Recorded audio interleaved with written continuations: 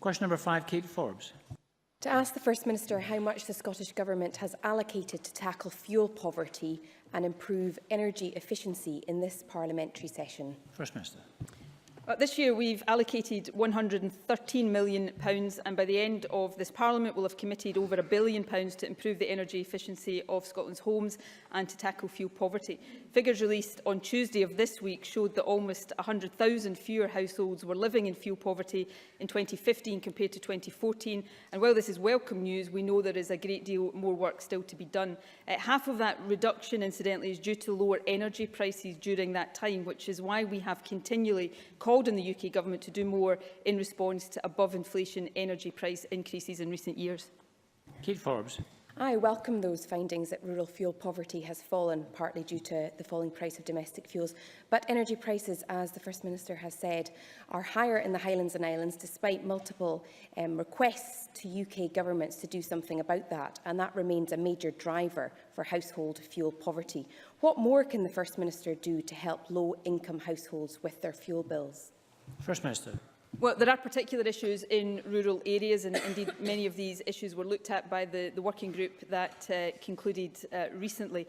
We'll continue to take action, firstly, to improve the energy efficiency of our homes. That's why the Scottish Government investment that I spoke about is so important. We will continue to work with the energy companies to make sure that there is fair treatment, particularly for those in low income. For example, it's, I don't think, acceptable that some of the most vulnerable consumers, particularly those in prepayment meters, should be paying more. The Cabinet Secretary for Communities is convening a meeting with utility companies next week to challenge them to help low-income consumers get a better deal on their fuel bills. So we will continue to take action across a range of these issues to make sure that we continue to see the trend that we've seen in the most recent figures continue, which is a reduction of the people in Scotland living in fuel poverty. Andy Whiteman. Thank you, Presiding Officer.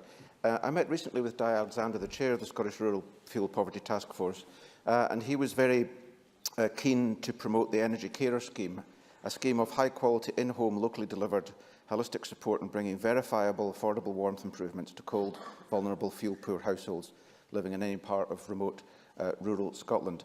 Can I ask the First Minister what proportion of any investment the Government is going to be putting into tackling fuel poverty will be spent on energy carer schemes? First Minister. Be responding to the report that Andy Whiteman cites in full at the start of next year, in which response we will lay out the actions we're going to take in response to all of its recommendations. I think Andy Whiteman does raise an important issue, and it is, of course, areas like that that we want to address with the funding that we're committed to. But more detail of our approach to that and the other issues raised in the working group's report will be set out at the start of the year by the Community Secretary.